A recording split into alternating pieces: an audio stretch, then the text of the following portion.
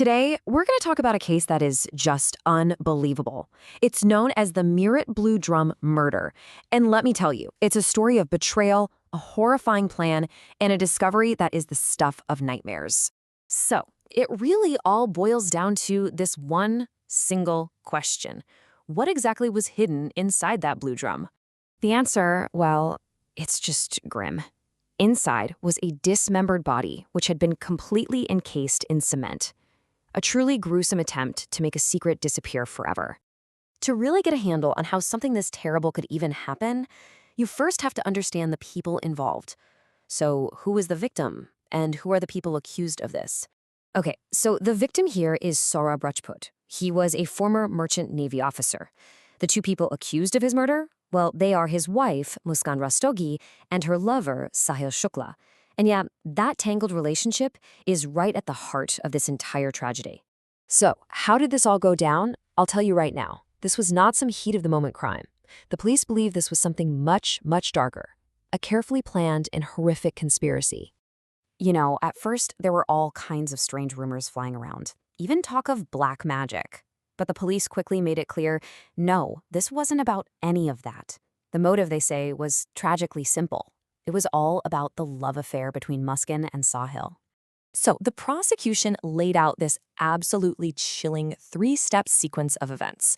First, there was the plan, where Muskan and Sahil allegedly conspired to get Saurabh out of the picture for good.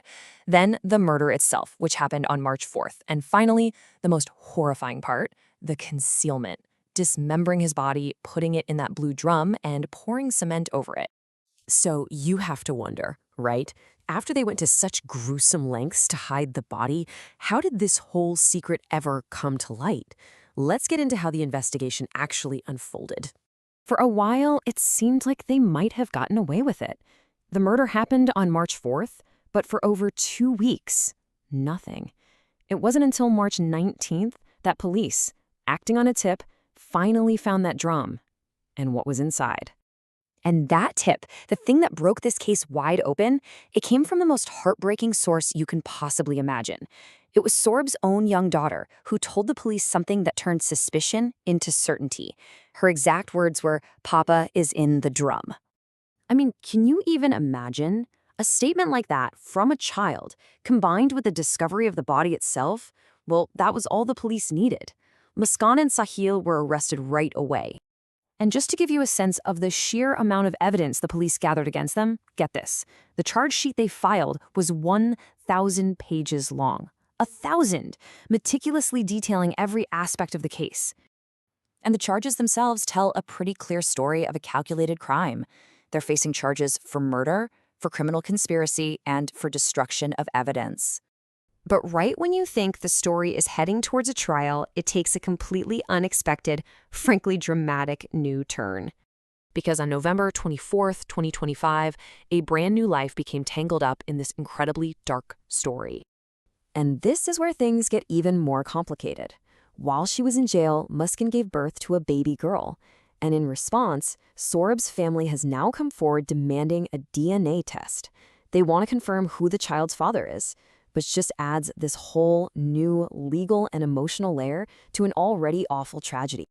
So, wow, with all of these developments, where does that leave the case right now? Let's just quickly summarize the key parts of this whole thing. So, to recap, you've got what appears to be a planned murder, all driven by an affair. You have this unbelievably gruesome attempt to hide the body. The key clue comes from the victim's own little girl. And now you have a newborn baby caught right in the middle of a huge new legal and moral fight. And really, that leaves us with this final, haunting question, one that goes way beyond any court verdict. What kind of future can a child possibly have when they are born into the shadow of a crime like this?